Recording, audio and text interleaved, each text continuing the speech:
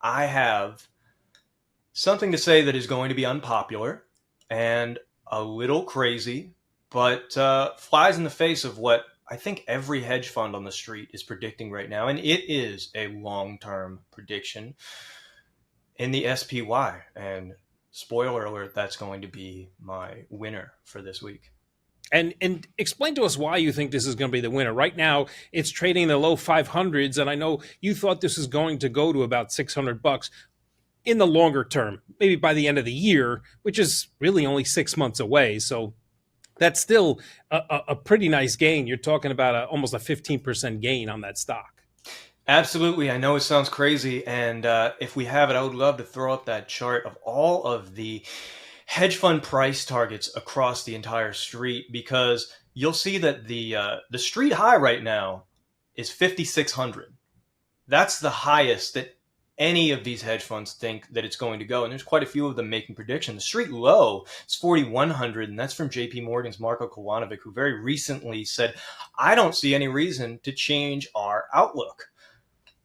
I respect everybody's opinion in the stock market, and there's absolutely a chance that I will be wrong on this very large call. But personally, what I'm seeing in the technicals is two very large monthly bull flags in the SPY. The first one came from the 2020 low up to that 480-ish SPY high and down to that 2022 October bear market low. We broke out of that, and we're now making our way towards the measured move. And within that bull flag rally, we've created another monthly bull flag from last year's correction low up to the March high and down to the recent April low. Both of them, when you do out the measured move, have a measured move of 609. When you see confluence like that among a bull flag that is within a bull flag, with the presence of the Fed getting ready to cut rates, and even if they don't, they're going to start talking about cutting rates, you start to say, okay, this is a lot of tailwind behind a bull market that is still in its mid-innings. The average bull market goes a lot longer than this and a lot higher than this, than we've gone in this current run. There's a lot of people out there who are saying, oh, it's too much, too fast. But the truth is that if you look back throughout the history of the S&P 500, many of these bull markets result in 88 to 120% gains. And of course, the dot-com bubble was considerably more. We have not accrued that mid-level of 100% in this bull market, and we're pretty far from it.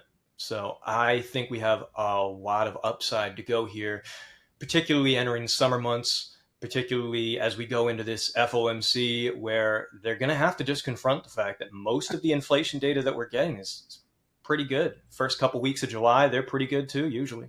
And lastly, a lot of the big smart money trades that we're seeing, a lot of the stuff that's like that $1 billion Nvidia trade that we saw before, that are in many of the tech heavy hitters, are massive $100+ million trades expiring in September. It feels like there's something to look forward to throughout the rest of the year. So yeah, I think the SPY could go to 600 by the end of the year.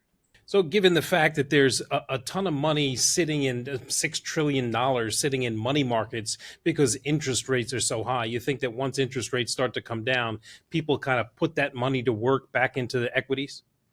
Yeah, absolutely. And I think that even more simply, when all the hedge funds are positioning towards a max of 5,600, but they're also seeing positioning as low as 4,100, where's the max pain? It's higher. You know what I mean? So yeah, as bold as it is, I think all the hedge funds are going to be wrong. I do. So the SPY heading to 6,000, you think? And I think I said 600. I meant 6,000. So I stand corrected. So the SPY is your pick. That's a wrap on another discussion here on Wealthion. Thank you for joining us. If you need help being financially resilient, please head over to Wealthion.com and sign up for a free, no obligation portfolio review with one of our registered investment advisors. And remember to follow us on social media for the latest news and information to help you invest wisely.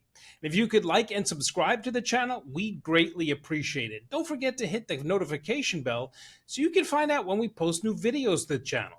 Thanks again for watching, and until next time, stay informed, be empowered, and may your investments flourish. And if you like this content, please watch this video next.